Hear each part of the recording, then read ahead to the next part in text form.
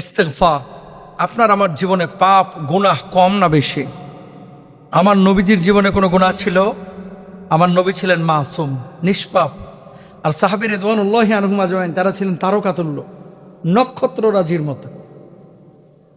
আমার নবীর জীবনে কোনো গুনাহ ছিল না, তারপরও আমার নবী প্রতিদিন 70 বারের বেশি তওবা করেছেন। সুবহানাল্লাহ। আমার নবী কি বলছেন? ওয়াল্লাহি ওয়াল্লাহি ওয়াল্লাহি লা আস্তাগফিরুল্লাহ ওয়া আতুবু ইলাইহি ফিল ইয়াউমি আকতার মিন 70 মাররাতান। আল্লাহর নামে হলফ করে বলছি, আল্লাহর নামে শপথ করে বলছি, আল্লাহর নামে শপথ করে বলছি, 3 বার বললেন নবীজি। এরপর বলছেন আমি নবী প্রতিদিন 70 বারের বেশি তওবা করে ইস্তেগফার করে আল্লাহর কাছে মাপ চাই। আমার নবীর জীবনে কোনো গুনাহ ছিল না, সেই নবী যদি 70 বারের বেশি তওবা করতে পারে, আপনার আমার জীবনে কোনো গুনাহের অভাব নাই।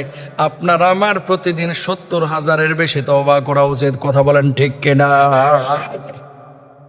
এগুলো থিঙ্কিং এর বিষয়, চিন্তার বিষয়, যে আমার নবী যদি 70 বারের বেশি তওবা করতে পারে, তাহলে আমি কেন তওবা করব না?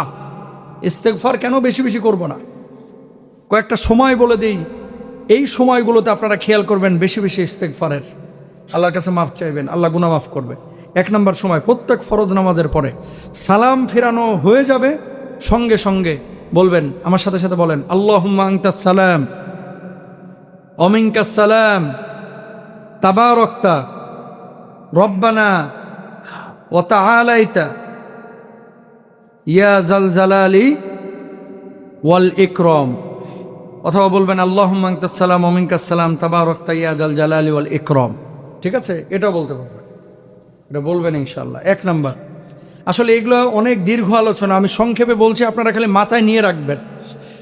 এই সময় যদি কেউ তওবা করে, ইস্তেগফার করে, ক্ষমা চায়, আল্লাহর নবী বলছে, হযরত সাওবান রাদিয়াল্লাহু তাআলা থেকে বর্ণিত, রাসূল সাল্লাল্লাহু আলাইহি ওয়াসাল্লাম বলেছেন, ফরজ নামাজের পরে 3 বার ইস্তেগফার পড়তেন এবং এই দোয়া পড়তেন। তিনি বলেন আস্তাগফিরুল্লাহ আস্তাগফিরুল্লাহ, এটাও নবীজি 3 বার বলতেন, এবং এটা বলার সঙ্গে সঙ্গে আল্লাহ রাব্বুল আলামিন ওই ব্যক্তির গুনাহ খাতা মাফ করে দেন। তাহলে 5 ওয়াক্ত ফরজ নামাজের পরে এটা করবেন, 3 বার আস্তাগফিরুল্লাহ আর আল্লাহুম্মা আনতাস সালাম একবার বলবেন। এই যে আমাদের ইমাম সাহেব যে দোয়া করেন, আমরা যে দোয়া করি, এটা কিন্তু নামাজের ম্যান্ডেটরি কোনো পার্ট না। ম্যান্ডেটরি পার্ট মানে বুঝেন, অত্যাবশ্যকীয় কোনো পার্ট, যেটা না করলে নামাজ, আজকে যদি আমি দোয়া না করি নামাজ হবে না, ব্যাপারটা এরকম না। যেহেতু সৎ কাজ করার পরে, নেক কাজ করার পরে দোয়া করে আল্লাহ দোয়া কবুল করেন, এই জন্য আমরা করি। কিন্তু যদি কোনোদিন ইমাম সাহেবের ব্যস্ততা থাকে, ধরেন দোয়া করলো না, আপনারা মনে করেন কি ব্যাপার হুজুর আজকে দোয়া করলো না কেন, এটা মনে করবেন না। এটা নামাজের অত্যাবশ্যকীয় কোনো অংশ না, বরঞ্চ মাসনুন বা সুন্নাহ মোতাবেক এই যে এই দোয়াটা প্রমাণিত সহিহ হাদিস দ্বারা। মজার একটা জিনিস, কিন্তু হাত তুলে দোয়া করাটা এটা অত্যাবশ্যকীয় কোনো বিষয় না। মানে সৎ কাজের পরে দোয়া করলে আল্লাহ কবুল করেন বিধায় আমরা করি, কিন্তু অত্যাবশ্যকীয় হাদিস, মাসনুন হাদিস দ্বারা প্রমাণিত এই দোয়া কোনটা? 3 বার আস্তাগফিরুল্লাহ বলা, সালাম ফেরানোর সাথে সাথে, এবং বলা আল্লাহুম্মা আনতাস সালাম ওয়া মিনকাস সালাম, এটা কিন্তু বিশুদ্ধ হাদিস দ্বারা প্রমাণিত। খেয়াল করে দেখেন, এটা আমরা করি না, কিন্তু হাত তুলে দোয়াটা সবাই করি। কথা বলেন না কেন? এগুলো আমাদের বুঝতে হবে, হ্যাঁ ইনশাআল্লাহ। তাহলে ইস্তেগফারের একটা সময় হচ্ছে 5 ওয়াক্ত নামাজের পরে। 2 নাম্বার, শেষ রাত্রে তাহাজ্জুদের ওয়াক্তে আল্লাহ রাব্বুল আলামিন বান্দাদেরকে বিশেষভাবে ক্ষমা করেন। আল্লাহ কি বলছেন? কানু কলিলাম মিনাল লাইলি মা ইয়াহজাউন ওয়া বিল আসহারি হুম ইস্তাগফিরুন। আল্লাহু আকবার। তারা রাতে সামান্য সময়ের জন্য নিদ্রা যেত এবং রাতের শেষ প্রহরে তারা ক্ষমা প্রার্থনা করত। আল্লাহ রাব্বুল আলামিন নিজেই বলছেন, শেষ রাত্রে যখন বান্দা ক্ষমা চায়, আল্লাহ আমি গুনাহগার, আপনি ছাড়া কোনো মাবুদ নাই মাবুদ, আল্লাহ আপনি ছাড়া কোনো খালেক নাই মালিক নাই, ও আল্লাহ আপনি আমার মাফ করে দেন, ক্ষমা করে দেন। রব্বুল আলামিনের কাছে যখন কেউ এইভাবে দোয়া করে, চোখের পানি ছেড়ে দিয়ে গালটাকে ভিজিয়ে দেয়, আল্লাহ রাব্বুল আলামিন তখন ফেরেশতাদের নিয়ে গর্ব করতে থাকে আর বলে, ফেরেশতারা তোমরা সাক্ষী থাকো, যে মানুষটা আরামের ঘুমকে হারাম করে শেষ রাত্রে উঠে সেজদা অবনত হয়ে আল্লাহ রাব্বুল আলামিনের কাছে কান্নাকাটি করছে, আমি আল্লাহ রাব্বুল আলামিন তার চোখের পানি বেরিয়ে গাল স্পর্শ করার পূর্বেই তার জীবনের গুনাহ খাতাগুলি মাফ করে দিলাম।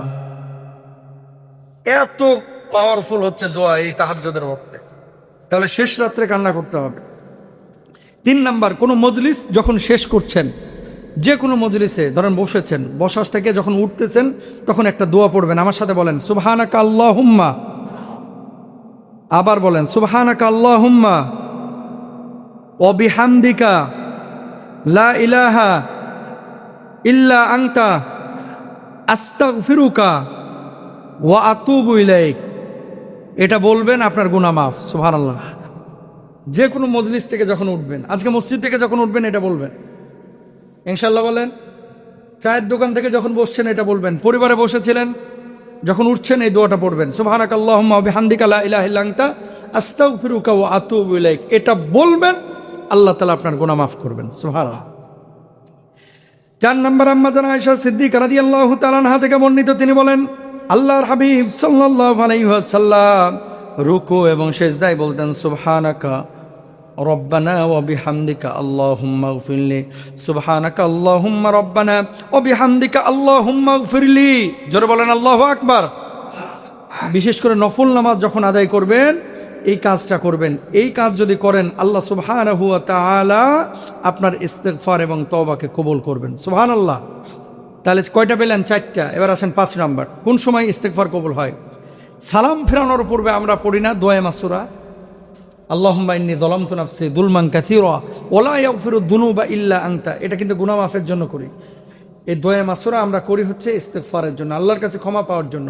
তো এটা যদি করেন আপনাকে আল্লাহ তাআলা মাফ করবেন। নবীজি দোয়া করতেন সবসময় আল্লাহুম্মা ইন্নী যালামতু নাফসি, এভাবে পড়তেন না, কখনো কখনো পড়তেন আল্লাহুম্মা গফিরলি মা কদ্দামতু ওয়া মা আখারতু ওয়া মা আসরারতু ওয়া মা আ'লানতু ওমা আশরাফতু ওমা আনতা আ'লামু বিহি মিন্নি আনতাল মুকদ্দাম ওয়া আনতাল মুআখার লা ইলাহা ইল্লা আনতা।